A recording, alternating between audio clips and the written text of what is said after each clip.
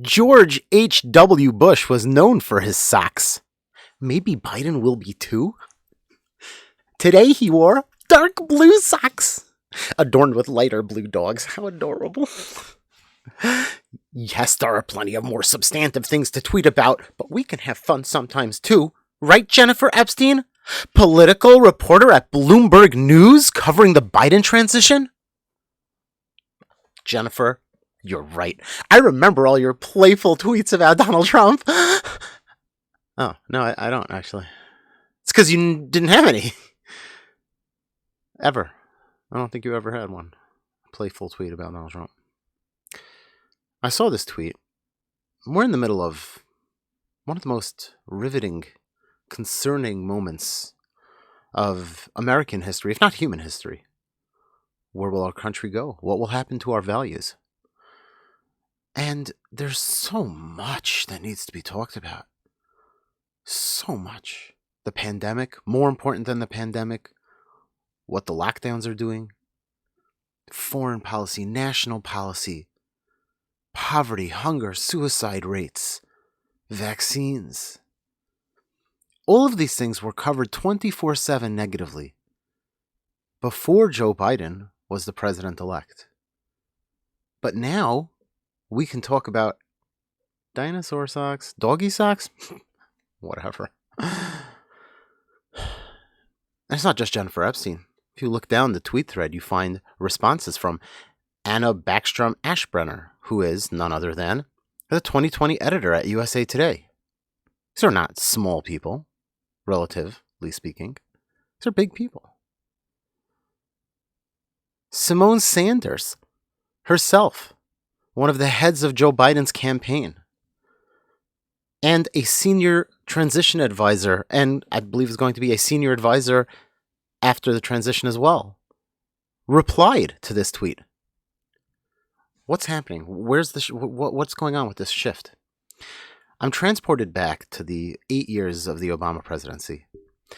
And so I need to talk about it for a minute and take a look at it. You know, I really love this country. And I've said before in previous videos that this is pretty much the only country since the destruction of the temple and the end of Jewish rule in the temple era. Since the destruction of the temple in Jerusalem, this is probably the first country that's truly been nice to Jewish people. And I love this country. I love it. It allows me to be free. Like, there's real freedom here. I think that's a novelty. It's almost unclear to me if there was ever such. I'm a student of history. I taught history in high school. I'm not sure that you could find a country where people were truly actually free before America. So we need to talk about where this country is going and what's happening. And we need to approach it rationally, which is why my podcast is The Eye of the Storm. So let's think for a quick second. In 2008, when Barack Obama ran for president, I was a young man. I was younger. I had grown up in a very traditional Jewish family with very traditional Jewish values. So I was very conservative. And yet, Barack Obama touched something inside me. His charisma, his articulateness. I believed. I didn't vote for him, but I wasn't devastated when he won. I said, maybe this guy's for real. Could it be? Could it be that he's for real? And even if I disagree with many of his policy stances, maybe he will be a truly unifying force that will elevate American spirit, that will elevate Americans through his positive rhetoric. I believed that. And overall, it would make our country healthier, especially after the devastating emotional letdown of the Iraq War, which might be justified, might be not justified. That requires separate discussion, maybe hours of thoroughly researched discussion. There were certainly things about that war that were handled badly. At the very least, everybody can agree. And so I wasn't upset when he won. In 2012, when he ran for the second time, I was a politics teacher in high school. And I remember remarking to friends of mine at that time, I said, Barack Obama is without a doubt the worst thing that has ever happened to black people in America. I stand by that statement. I do.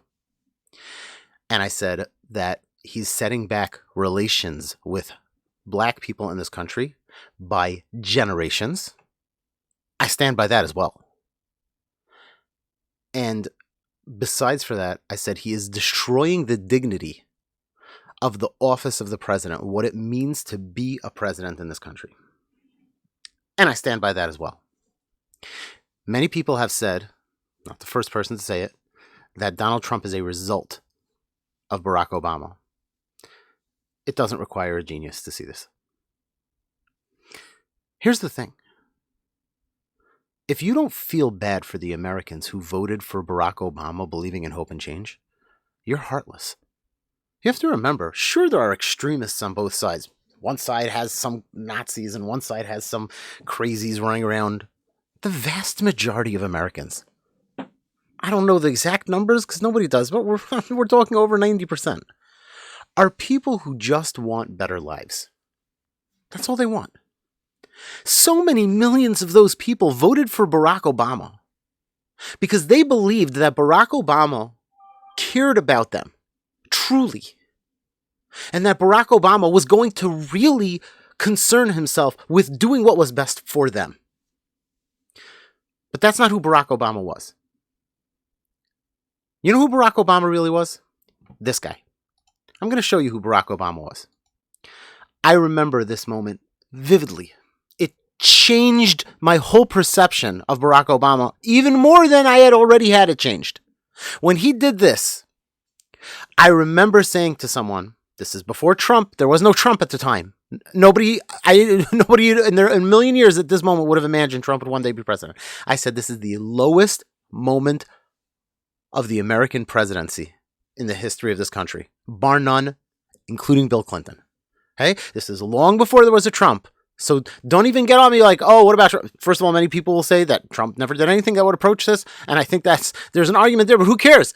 I said this before there was even a Trump on the horizon, whether or not you like or dislike many of the things he said. I said this is the lowest moment of the American presidency. Why? I want you to listen for a quick minute, and we'll talk about it. President Obama will go down as perhaps the worst president in the history of the United States! Exclamation point at real Donald Trump. Well, at real Donald Trump, at least I will go down as a president.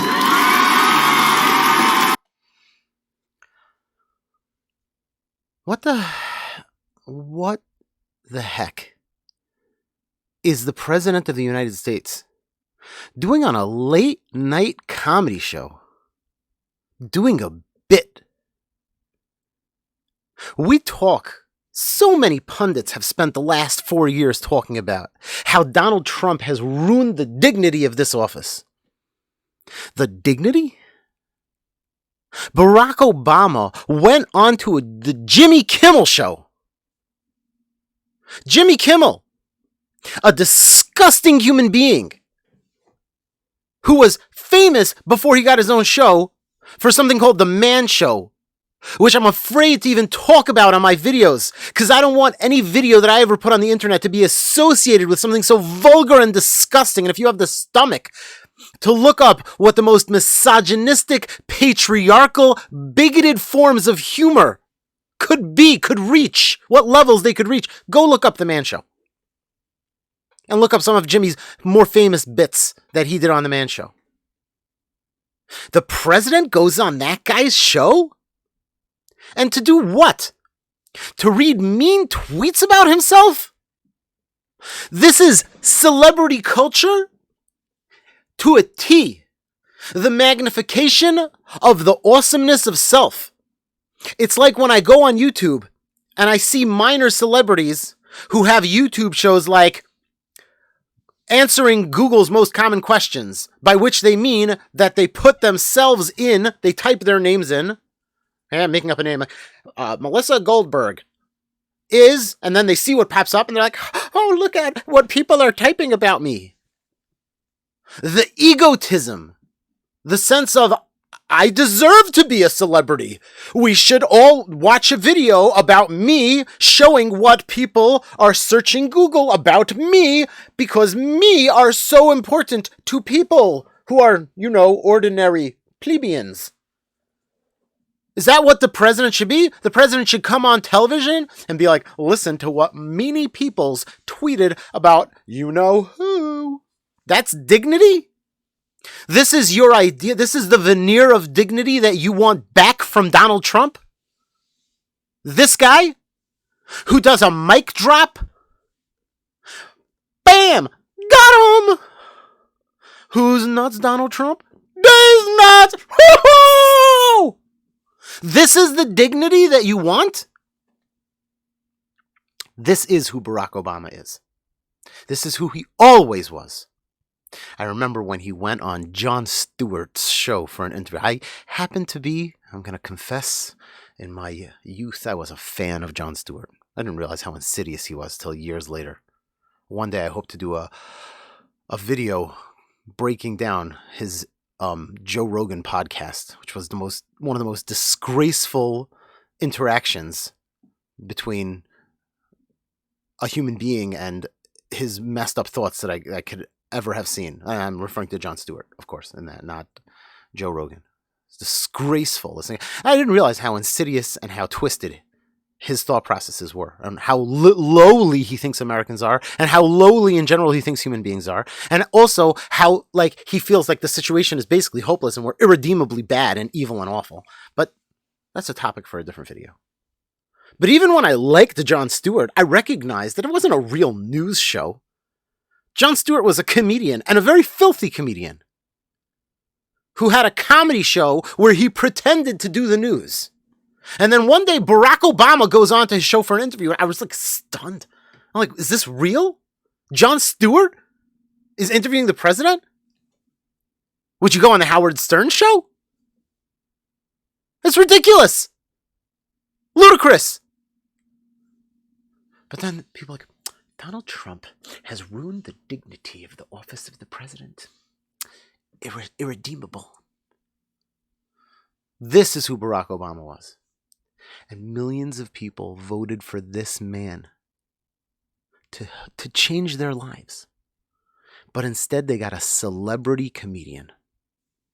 I want to show you one more Barack Obama clip. Because the man was an actor. This is it. Look at this. Look at his face right here. I want to just drink in his face. Look at that face. Is that the face of the president who loves you, or the face of an actor who just knocked it out the park, baby? He just knocked it out the park. You tell me. Look at that. Look at that expression.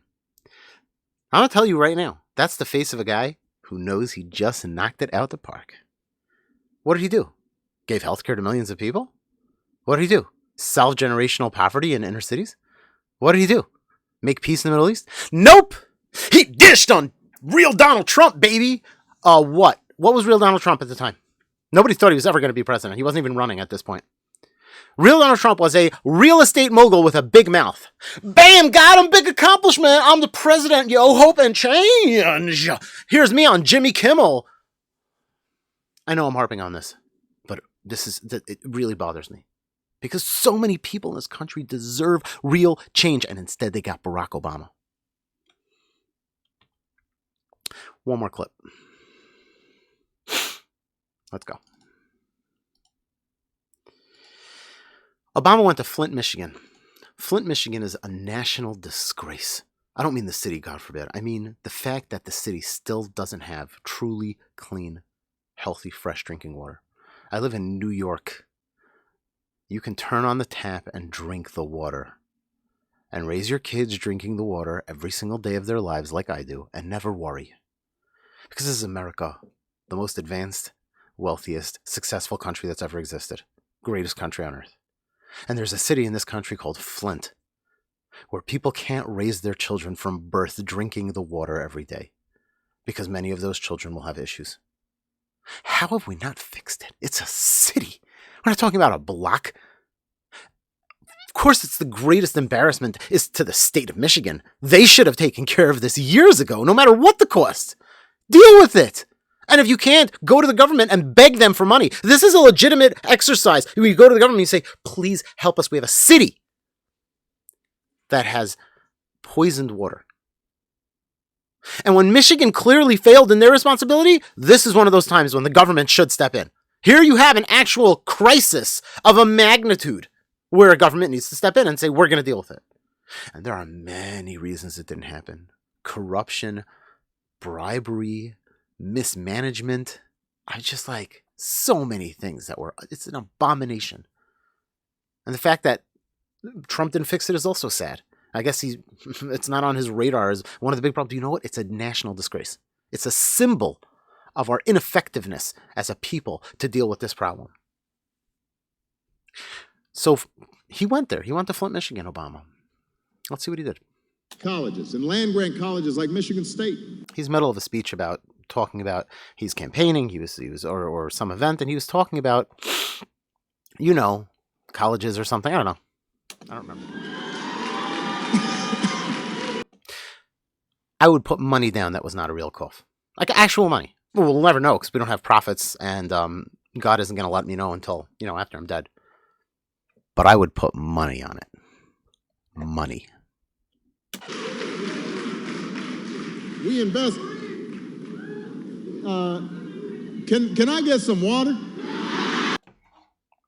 Go back and watch him ask for water and tell me if you think the cough was real. I'm serious. Let's do it. Can I get some water? Is that how you ask for water when you're at a campaign event? Just like think for a second. Thirsty? Can I get some water? Sorry. Right? You're just like, you're in the middle of a speech. Look for a drink. Is there a drink here? Can I get some water? That's not how Barack Obama asked for water. This is a little thing. You're like, okay, stop picking. He turns to the camera with a little smile. Remember that Jimmy Kimmel smile? Remember that when he dished on Donald Trump? Snap! That like, I did it. Smile. He turns. Can I get some water? Can I get some water? You know why I'm asking for water, right? Come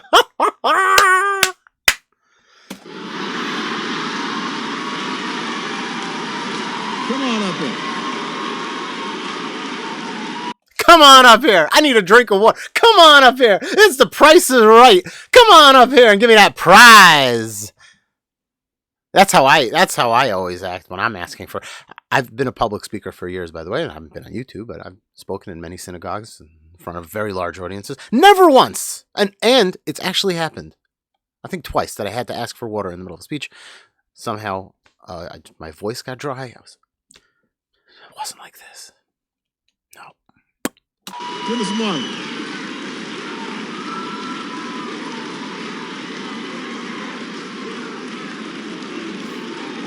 I want a glass of water.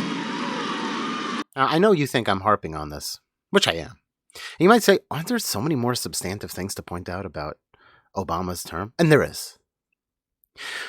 But these two things, it pays to break them down in this annoying level of detail. And if you're still watching and bored, I apologize.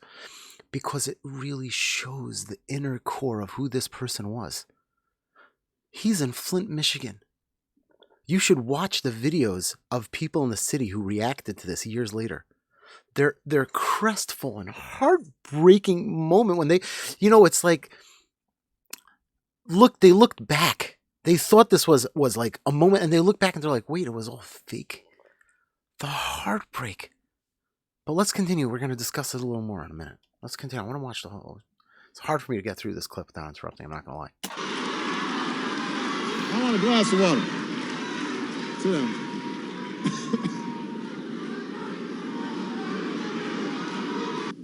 Where do we go from here? I didn't make that cut. He didn't get the water right away, so that cut was not mine. Just keep watching. Well, I'm still waiting for my water. Somebody obviously didn't hear me. Hold on a second. Now, the reason I know I'm okay is because I already had some Flint water. There we go.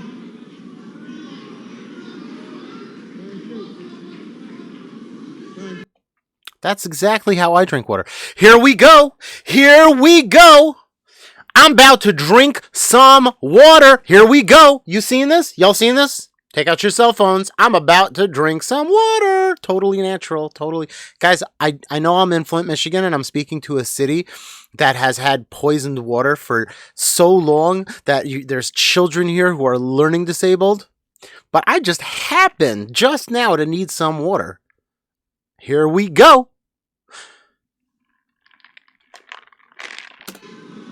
I really did need a glass of water. This is not a stunt. This is not a stunt, guys. This is not. I really just always happen to need water when I'm in Flint, Michigan, and make a big deal about it. I'm going to make this full screen. Watch him drink. What? Now, I'm going to talk about this. Everybody settle down. This is a feisty crowd. Settle down. Now, I'm going to talk about this. Everybody settle down. This is a feisty. I want to just like slow-mo it. Check it out. Watch the water. I didn't need a glass of water. This is not a stunt.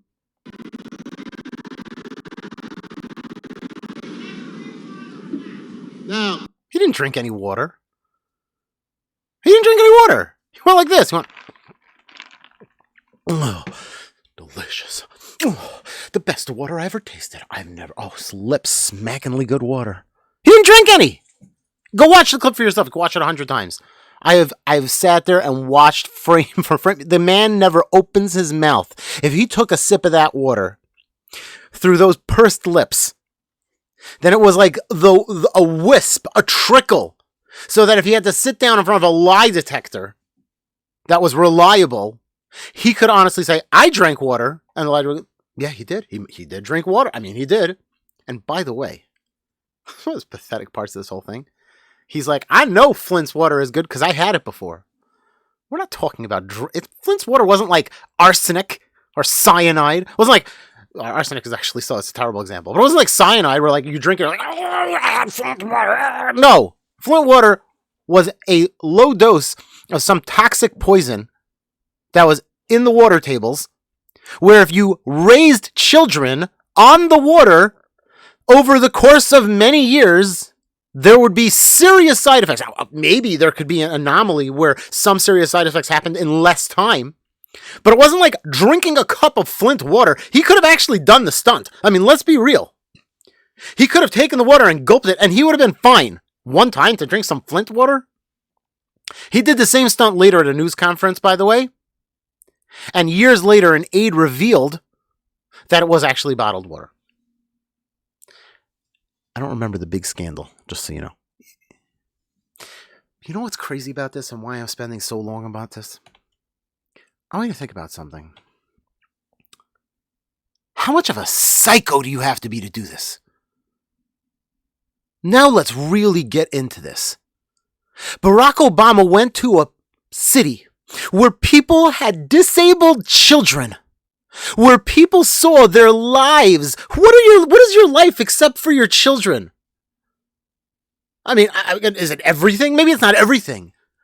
But if there are 3 things in my life that I would want, everything else can go. My house, my belongings. You know what I want? I want my wife, I want my children, and I want to be able to serve God. And God comes at the top of the list, I'm going to be honest. That's it. A person's life is basically my family and my God.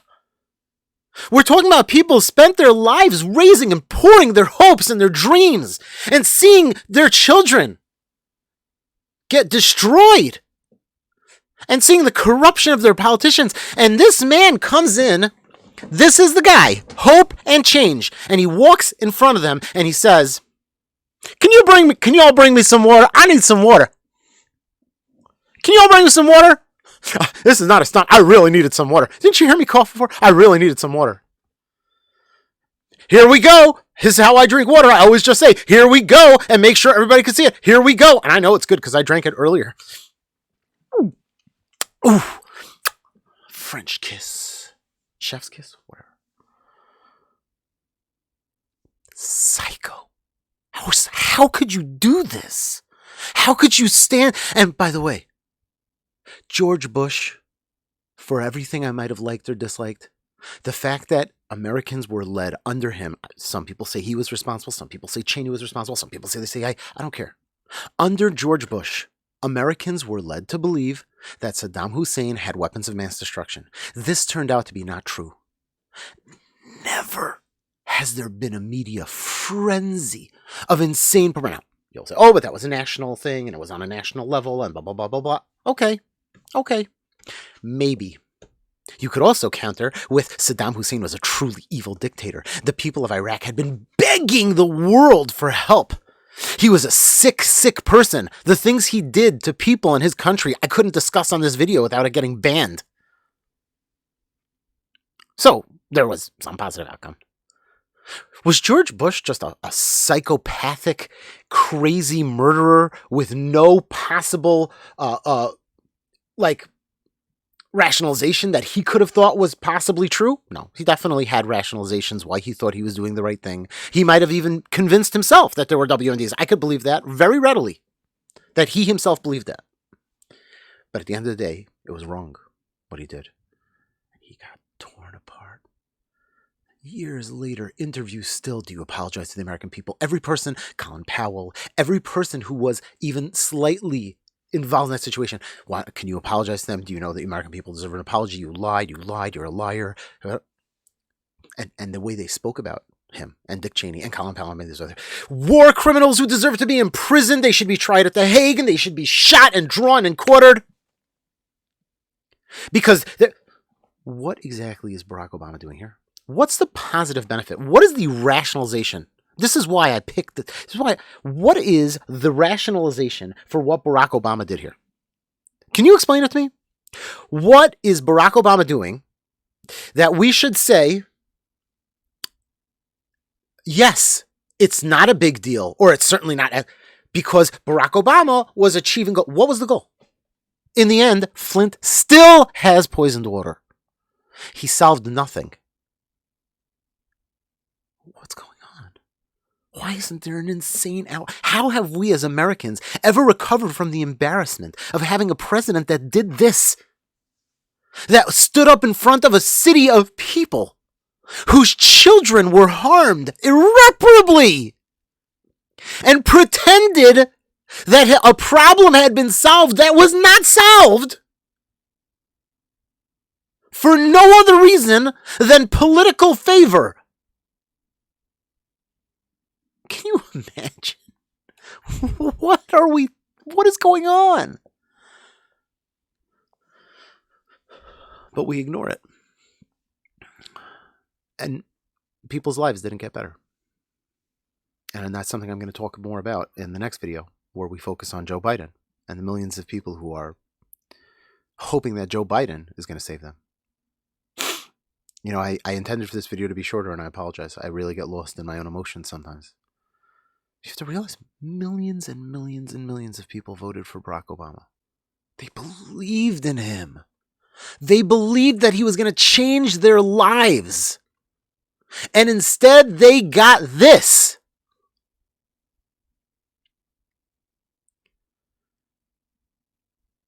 And what is this again? Like, oh, so he's not perfect.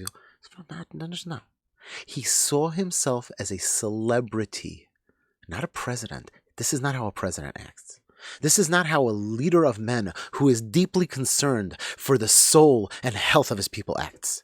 This is how a celebrity acts who is in fact pulling a stunt, who has no moral regard for the outcome of his actions other than, how many likes will I get? How many clicks will this get? Like the content creators of today who post outrageous things for the drama. And then later they'll apologize or whatever, but they got those clicks. Or who will do some ridiculous promo stunt that makes no sense and helps no one. Like pouring buckets of who knows what over their head for charity. But they never give any charity. And when you look at the records, you didn't even give any charity. But I promoted awareness by dumping a bucket of slap over my head in the bucket of slap challenge. They didn't do that for the charity. They don't care. They did it because it was on trend. They did it because it gave them likes and it gave them hits and it gave them popularity and fame. And their morality has been so eroded by their addiction to those things that they don't care. If you don't think that's what we're looking at right now, Oh, but that's all in the past.